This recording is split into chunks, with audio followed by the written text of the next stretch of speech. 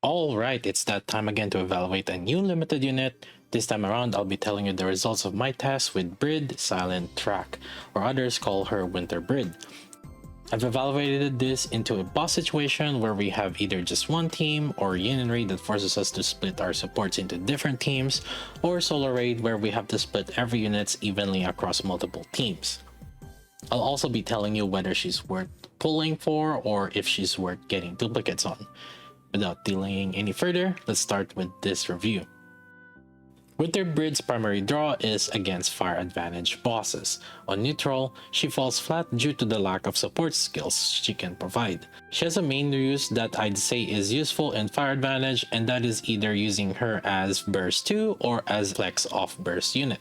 Brid can work as an off burst because her skill 1 and skill 2 can be combined and apply 27% damage taken increase regardless if she bursts or not. Her burst, on the other hand, provides an insane amount of caster's attack. Just in case people wonder though about the caster's attack, no, overload attack percentage does not affect the amount of caster's attack. People seem to be constantly confused on this, so I'm just saying this to clarify. Caster's attack is the flat stats before buffs and overloads. This is the base attack stats that you see in the status screen. In Solo Raid, it gets scaled down to what your base attack is at level 400. Base attack is affected by the raw attack stats that you get from dupes, dolls, attraction, cube, consoles, and plussing your gears. With that out of the way, let's start discussing the damage result on teams for different content. As a heads up, my testing involved primarily Brid at both Limit Break 0 and Core 1. She had SR15 Doll, 85% Elemental, and 12% attack. Here are also the other stats of my fire units. Now let's talk about single team fire advantage boss content. For single team use, I'll primarily talk about the top teams as it's basically one thing to determine whether it's worth getting her to replace one of the units. In the teams of Indivilia Stage 9 clears, you can see these following teams. Now, Indivilia is a bit difficult boss to deal with as it heavily requires a healer for majority of the people. Typically, this means that involving either Naita or Helm as the primary source of healing to help survive the fight. If we don't need a healer, then most people could just opt in for Crown and Mask combination. There are some people that did clear Indivilia with just mainly relying on Crown Shield and not having healer, but it's still a difficult feat to achieve. Generally speaking, for singular team, without duplicates, Winter Brid is not really worked, and even with duplicates, it just barely exceeds the standard team of Crown, Rappi, Siren, Mihara, and Maid Mast, a team that doesn't have any healer but does have the shield from Crown. In the situation of boss with core, in which case Naruto and Brid combination barely surpasses the Crown and Mask combination. In a boss without core, I can see the Naruto teams likely performing worse and Crown Mask being better. Now moving on to Union Raid situation, if we have to separate out units for fire advantage, there are 3 main burst 1 and 3 main burst 2 units right now prior to Winter Brid's release. The burst 1 varies between Litter, Siren, or Rappi, and the burst 2 varies between Naita, Crown, or Grave. Now, Naita and Crown do take top performance for Fire Union Raid, but that's pretty much for every single boss and for every single element. On top of that, this does bottleneck us to using Siren as our main source of energy gain due to the team not having much fast energy gain and having both Rappi and Mihara machine gun in the team. In order to have good burst rotation, Siren does feels like needed to be used here. Typically for Fire Union Raid hits, people would use Grave as burst 2, while Crown and Naita are used on other elements. In this situation though with Winter Brid, she actually does outperform Grave if we use Rappi as burst 1. Now it's worth pointing out a few things why this is the case and some caveats for this setup.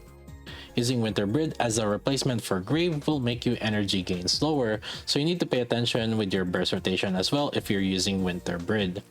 It does require you to have other burst 3 invested like Fire Ray or Winter Diesel, and this is because we're using Rappi as burst 1 instead of burst 3. Another thing when we're using Rappy as burst 1 is that our attack multiplier buffs are lower, which takes better advantage of other units such as Fire Ray, Winter Diesel, and Overspec Mihara, who are balanced around not having high self-attack buffs as well. This makes Winter Brid's burst buff that provides caster's attack to be very potent compared to other team combinations. If, for example, we do use Litter as burst 1, Winter Brid's effectiveness is lower because Litters provides a good amount of attack buff even though it's just 5 seconds, and you're making Rappy to be burst 3, in which case Rappy herself gets a significant self-attack buff. This makes Winter Brid less effective compared to other bursts too. So generally speaking for Union Raid, using Winter Brid could see some improvement on the fire team's damage, but it has a fairly restricted team building to make the best use of her. For many people and other team setups, they might see a side grade as opposed to using Grave or Bunny Aid. Now moving on to Solo Raid, now here's the fun part for Winter Brid. In testings for Solo Raid, I tested numerous team comps that were fairly popular last Solo Raid. I updated some of the units with some of the new units that we recently got, and then tried to test also Winter Brid's performance afterwards while replacing either Burst 2 or the off-burst unit. And the results are actually pretty interesting, but also as expected. If we look specifically at the Crown and Grave team replacement, we do see that Brid actually doesn't provide much in Solo Raid. For Crown, off-burst Brid isn't a significant enough trade-off for minmax. For Grave, because we're using Litter as burst 1 and also the usage of either Alice or Asuka, which do benefit off Grave Spears, we are losing damage if we're replacing Grave with Winter Brid. However, where Winter Brid shines is more on updating the unit for the Miranda Mihara team, the Shotgun team, or the Cinderella team. Now, the biggest increases she got were on the Shotgun team and Miranda Mihara team, but I also think the reason for this is partially because the Burst 2 options at the time were fairly weak in comparison. Since the last Fire Solo Raid, we did get both Bunny Aid and Nayuta as the better Burst 2 options. If we do include Bunny Aid and Nayuta into the Solo Raid team's equation, then the best usage for Winter Brid is, well, as you have guessed it, the Shotgun team as the Burst 2. There is one more slot where Winter Brid could also be used, and that is if we replace her as the flex off burst in the Cinderella team.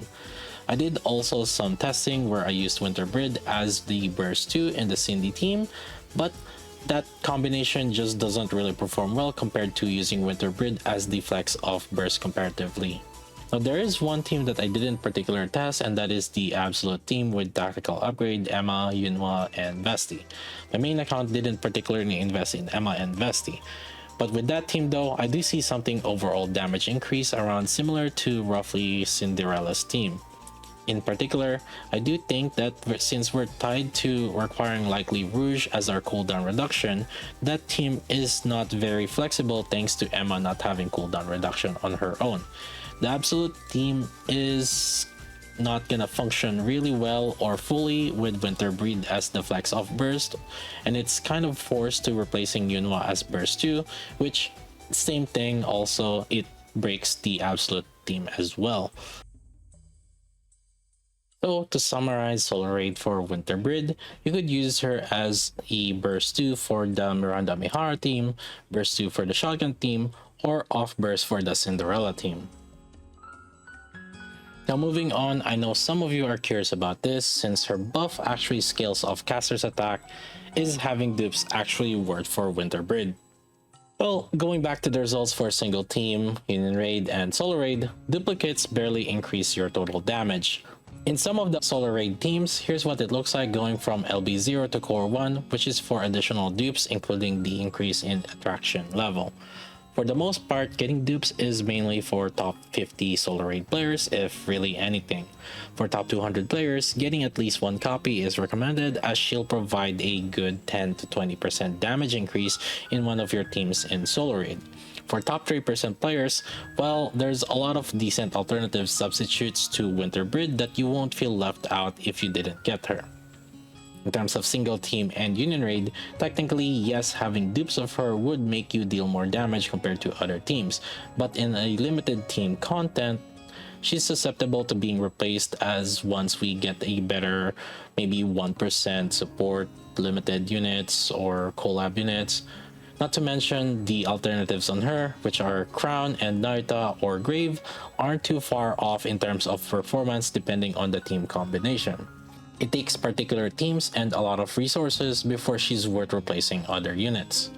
For fire mains, people that want to specialize in fire advantage union raid bosses or fire advantage solo raid, then she's an investment worth considering.